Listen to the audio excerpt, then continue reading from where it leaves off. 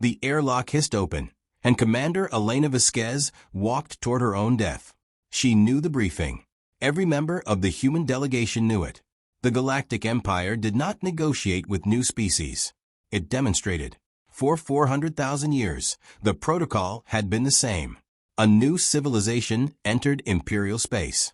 The Empire showed them the devourer, and every species, without exception, surrendered. Elena's boots clicked against the black glass floor of the Imperial throne hall. Behind her, 11 humans walked in formation. Scientists, linguists, military attaches. Sergeant Marcus Webb brought up the rear, his jaw tight, his hands steady at his sides. They had rehearsed this moment for 14 months aboard the UNV Sable. They had written speeches. They had prepared for war. They had prepared for extinction. What they had not prepared for was the sound. It came from somewhere deep inside the hall. A low, rhythmic vibration, like a motor running under velvet. Elena felt it in her molars before she heard it with her ears. The Imperial handler, a tall insectoid creature named Vrethsoul, walked ahead of them. Its 4 mandibles clicked in what Elena's linguist had identified as a satisfied rhythm. "You will observe," Vrethsoul said, its voice flat and ceremonial. "The end of all hope. The Unmaker. The Vrethkal. You will kneel. You will weep. You will understand your place in the architecture of the Empire." Elena swallowed. Beside her, Dr. Yuki Tanaka, the delegation's xenobiologist, whispered a prayer under her breath. Elena did not blame her. The intelligence files described the Vrethkal as a biological weapon of unmatched cruelty. It had broken 100 worlds. Entire species had dissolved their governments rather than face it. The file did not say how it broke them.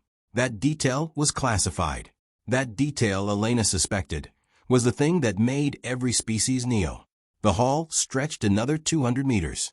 Black pillars rose on either side, carved with the faces of conquered civilizations. The ceiling was lost in shadow. The rhythmic sound grew louder, closer. Elena's pulse hammered in her throat. She fixed her eyes forward. She would not flinch. Humanity would not flinch. Vrethsoul stopped at the center of the hall. It raised one long limb. "Behold," it said, "the devourer." A platform rose from the floor. Elena braced herself. She expected teeth. She expected acid. She expected something the size of a tank, dripping venom, radiating malice. The platform stopped rising. On it sat a creature the size of a house cat. It was round, absurdly, perfectly round, like a ball of warm gray fur that someone had given 6 stubby legs and a face. Its eyes were enormous. They were dark and glossy and slightly too far apart, giving it an expression of permanent, dopey surprise. A small pink nose twitched at the center of its face. 2 round ears sat on top of its head like satellite dishes made of velvet. It looked at Elena. It blinked. It made the sound again. That low, rhythmic vibration. Elena realized, with a slow dawning horror, that it was purring. "Kneel," Vrethsoul commanded, its voice dropping an octave. "Weep. Understand your insignificance before the Unmaker." Elena's mouth opened. She tried to find words. Diplomatic words. Careful words. The words she had rehearsed for 14 months. What came out was a small, strangled noise from the back of her throat. Behind her, Sergeant Marcus Webb made a sound like a man trying to swallow a cough. Dr. Yuki Tanaka stepped forward. Her eyes were wide. Her lips were trembling. She looked at the creature. The creature looked back at her and tilted its head to one side. One of its 6 little legs lifted, then set down again, as if it had considered stepping toward her and changed its mind. "Oh my God," Yuki whispered. "Oh my God, it's a space kitten."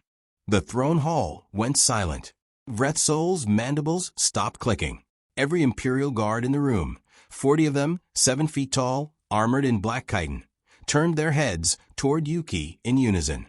"I beg your pardon?" Vrethsoul said. "It's look at it." Yuki pointed. Her finger was shaking, but not with fear. The proportions. The eye-to-skull ratio. The vocalization frequency. It's purring. It's a kitten. It's a 6-legged space kitten. The Vrethkal sneezed. A tiny, high-pitched sneeze. It wiped its nose with one stubby paw and blinked at them again. Sergeant Webb broke. It started as a cough, then a wheeze, then a full-bodied, shoulder-shaking laugh that he tried to smother behind his hand. It came out muffled and desperate, like a man trying to laugh underwater. "Webb," Elena said. Her voice was tight. "Stand down." "Commander, I can't," Webb gasped. He was bent slightly forward. His face was red. "It's got little booties. Look at its feet. It's got little gray booties." The creature did, in fact, appear to have slightly darker fur on its 6 feet, giving the distinct impression of tiny boots. "It does not have booties," Vrethsol said, its voice rising. "It has the treading pads of oblivion. It walked upon the world of Kethsareth, and the Kethsarati dissolved their own sun rather than face its footsteps." "It's got booties," Webb repeated, and this time the laugh broke free, full volume, echoing off the black pillars. Elena closed her eyes. She pressed her lips together. She thought of Earth. She thought of the United Nations. She thought of the 14 months of preparation. She opened her eyes. The Vrethkal had waddled to the edge of its platform. It was looking down at them. Its enormous eyes tracked Webb's shaking shoulders with what could only be described as mild curiosity. Its ears swiveled forward. "Do not look at it," Elena told herself. "Do not look at the booties." She looked at the booties. A sound escaped her. Small, involuntary, like a hiccup with a personality. "Commander," said Lieutenant Osei behind her. Osei sounded worried. Osei sounded like he was also trying very hard not to look at the booties. "I'm fine," Elena said. She was not fine. Her diaphragm was doing something rebellious. "We are here to negotiate terms of..." The Vrethkal yawned. Its mouth opened wide, revealing a small pink tongue and teeth no larger than grains of rice. It stretched all 6 legs simultaneously, arching its round body into a shape that resembled a fuzzy gray bridge. Then it sat back down, wrapped its tail around its own feet, and resumed purring. Yuki made a sound. Elena turned to look at her.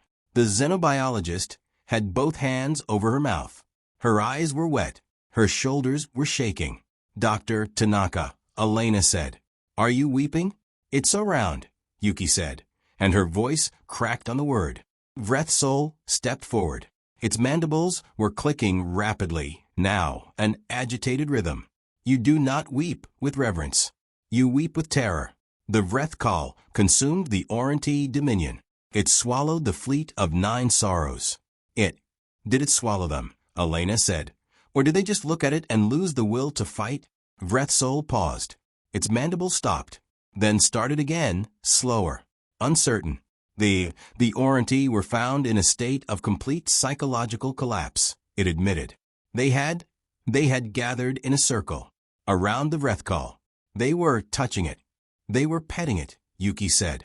I do not know this word in this context. They were petting it. They were giving it scritches, behind the ears. And then they surrendered because they couldn't bear to leave. Vrethsol was quiet for a long moment. The throne hall stretched around them, vast and dark and ancient. And in the center of it, the most feared weapon in galactic history was currently batting at a speck of dust with one little gray booty. This is not how first contact proceeds, Vrethsol said. Then you might want to update the protocol, Webb said. He had stopped trying to contain himself. He was leaning against a black pillar, tears tracking down his cheeks, laughing the quiet, exhausted laugh of a man who had spent 14 months terrified and had just been told the monster was a cat. Because I've got 14 months of nightmare fuel, and I need to apologize to my therapist. Elena felt it then. The thing she had been holding back since the platform rose. The absurdity of it.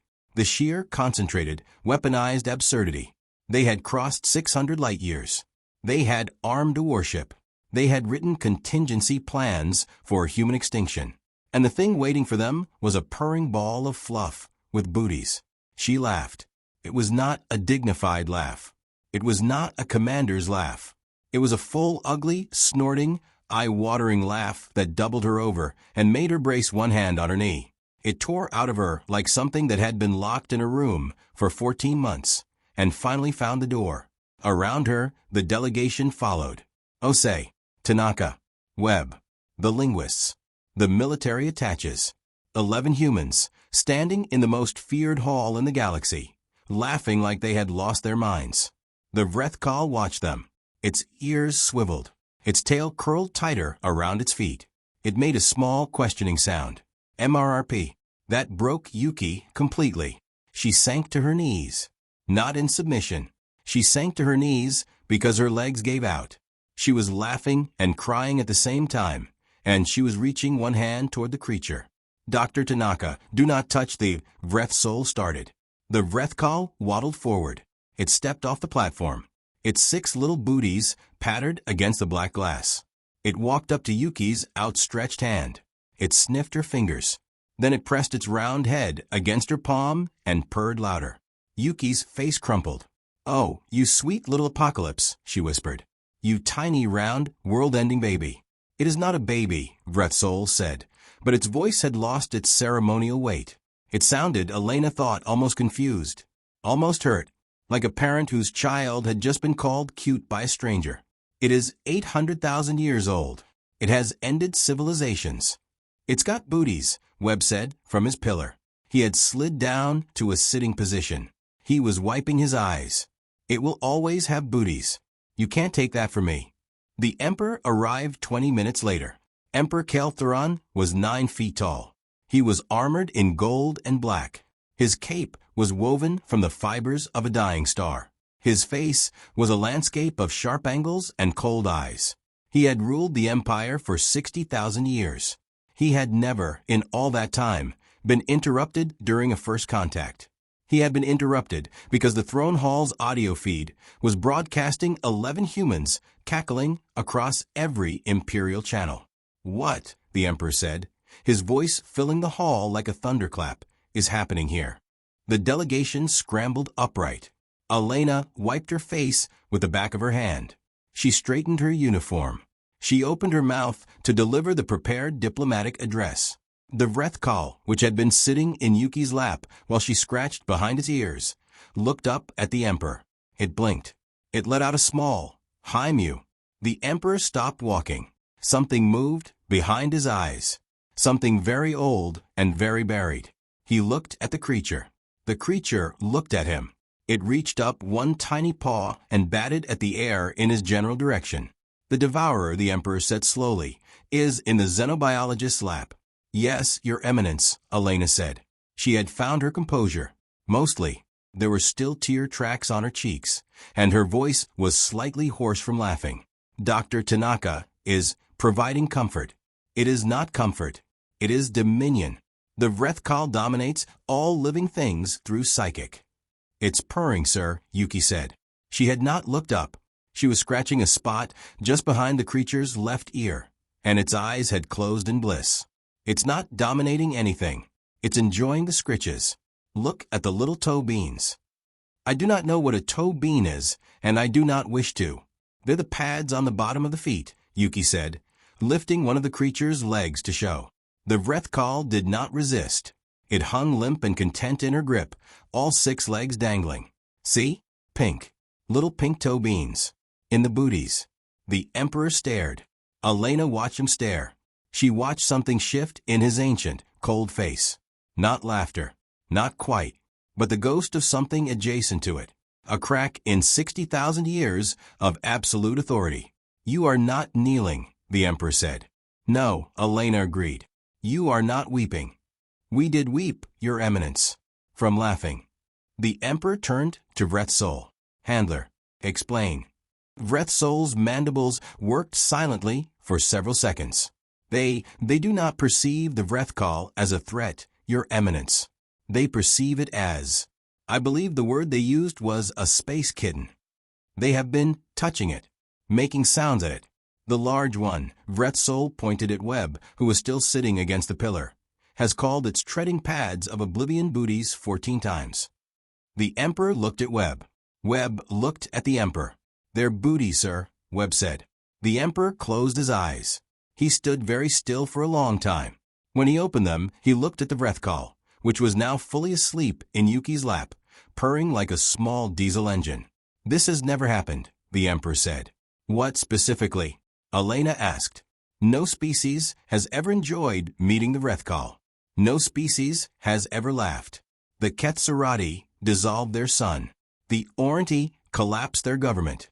The fleet of 9 sorrows flew itself into a star. Every species in the galaxy looks upon the devourer and sees the end of all things.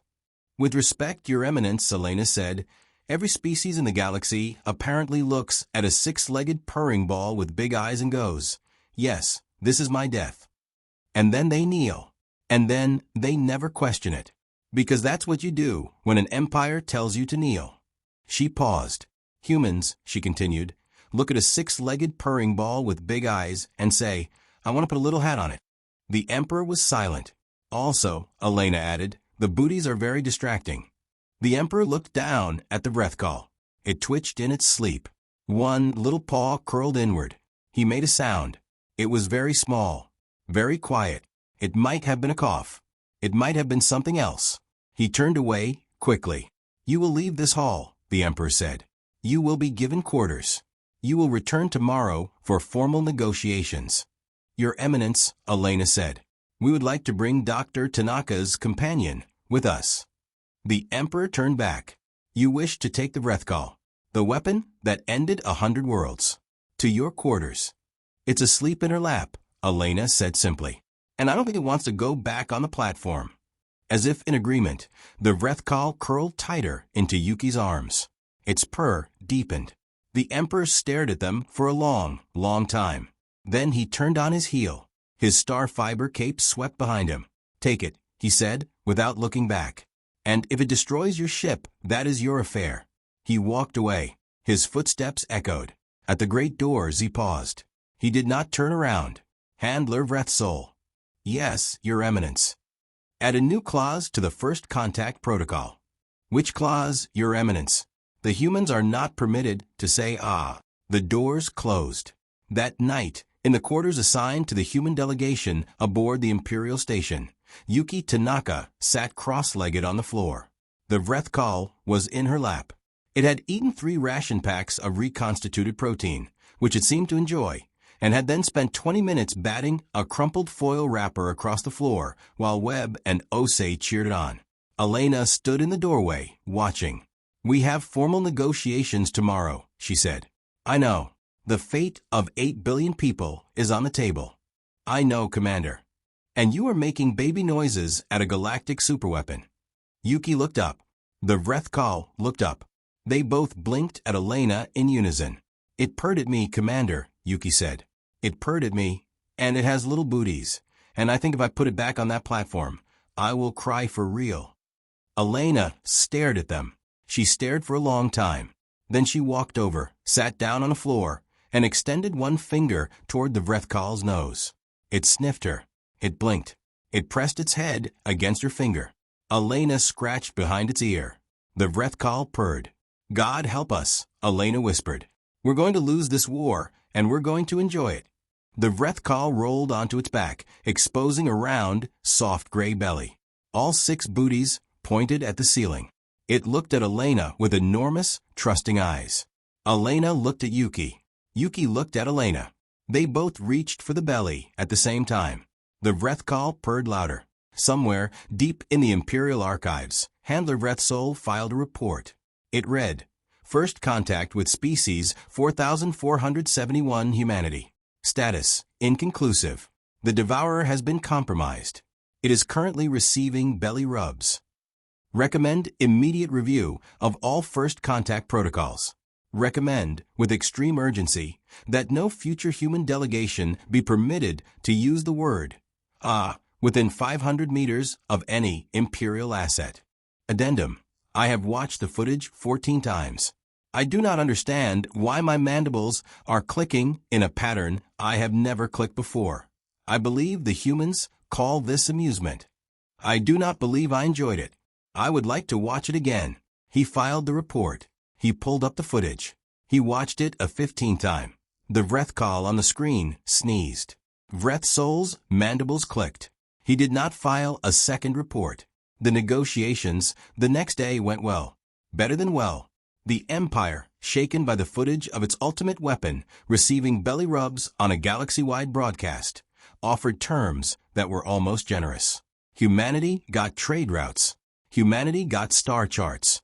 Humanity got a seat at the Galactic Assembly. In exchange, humanity agreed to return the breath call. They returned it. They also negotiated, as a rider to the treaty, the right to visit the breath call once per standard year, for scientific observation. The Emperor approved the rider without reading it. His aides suspected he had not read it because he did not want to see the word scritches, which appeared 4 times in the human draft. The breath call, upon being returned to its platform, waddled to the edge. It looked at the empty space where Yuki had been sitting. It made a small sound, MRRP. Then it sat down, wrapped its tail around its booties, and waited. It was, after all, 800,000 years old. It had time. And next year, the humans were coming back. With little hats. The END.